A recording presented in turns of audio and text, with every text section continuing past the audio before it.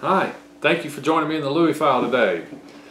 Alright, we are in the middle of some videos talking about sons of God, these lowercase g gods, and how they, in Genesis 6, sons of God rebelled, and they were doing things that they were not supposed to do. They were procreating with earthly women, and they had a race of giants that they birthed into the world and brought evil and wickedness that God ended up flooding the earth and starting all over.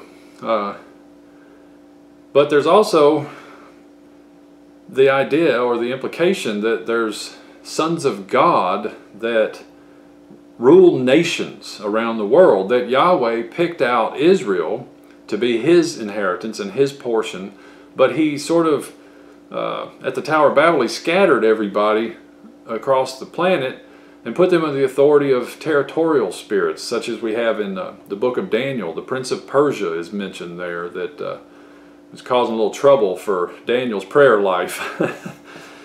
But we come to the New Testament, and we see this term, only begotten son. You know, in John 3:16, a very famous, well-known verse, it says, "For God so loved the world that he gave his only begotten Son, that whosoever believes in him would not perish, but would have everlasting life."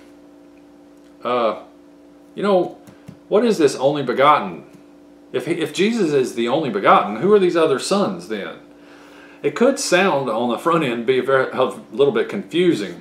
Well, if you look a little deeper, and I'm not sitting here telling you I'm a Greek scholar by any means, I didn't come up with this, but it is interesting to think about. So, only begotten. It appears that this word, or this phrase, only begotten, came from a Greek word which is monogenes, I can't even say it. It's spelled like monogenes, M-O-N-O-G-E-N-E-S, like one gene. But it doesn't really mean only begotten like in a birthed sense, like the only birthed son. Monos, M-O-N-O-S, means only.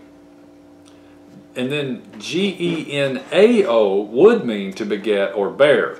But G-E-N-O-S, the word we get this geno from, is class or kind. Now that changes things a little bit. So the only begotten should really be reading the one of a kind or unique Son of God.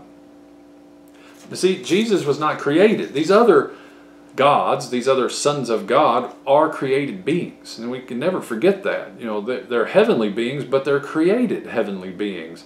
Yahweh is the only creator. Everything else, everyone else, is created. He's uncreated.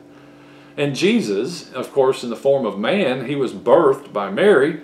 But you know, in Isaiah it says a son is given, or it says a child is born, a son is given. So there's the idea here that Jesus is eternal. He's always been as the Son, he's always been. He's eternal. He's ever existing. But yet in his human form, he was birthed by way of Mary into humanity. So he isn't a created being. There's another example. If you know your Bible very well, you know Abraham, God had promised Abraham a son, and it was taking longer than Abraham and Sarah thought it should, so they devised a plan, and they ended up bringing a young boy named Ishmael into this world. Well, Abraham went to Sarah's handmaiden Hagar, and they had this child, named him Ishmael. So in all practical purposes, Ishmael was the firstborn son of Abraham.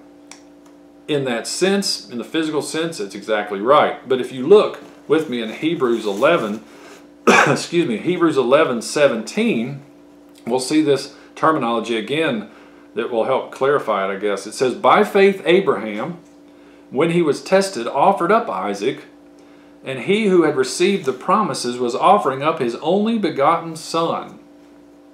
Now, this makes no sense if we're talking about begotten in terms of birth, because we know very well that Ishmael was born, and he was in fact Abraham's child. So this term only begotten simply can't mean just birthed or bore in that sense. It has to be something else, which it goes back to what we said about Jesus, and that is God is telling Abraham to offer up his unique son, the one that's one of a kind. What is that? Well, Isaac. He is the promised son. In other words, he's one of a kind. He's the one that Yahweh had promised Abraham. It doesn't mean birthing. I think if we get a hold of this, it could clear up a whole lot of things. There's a lot of contention in this world about the sons of Abraham. Without going into great detail, some of you will know what I'm talking about, but there's a vast, huge religious system that is very confident and sure that Ishmael is the rightful heir. Well, if we take this into account and we see that Isaac was the promised son, then he was, in all practical purposes, the one and only son, because he was the one that God promised. So I hope this will help us as we further our study about these sons of God, that we know that God, Yahweh, is the Creator. He's the one and only God, and Jesus is His Son, His only begotten, His only unique, one-of-a-kind Son, that He gave up on the cross for the life and salvation of all of us. All right, thank you for joining me today. I will catch you next time on the Louie File.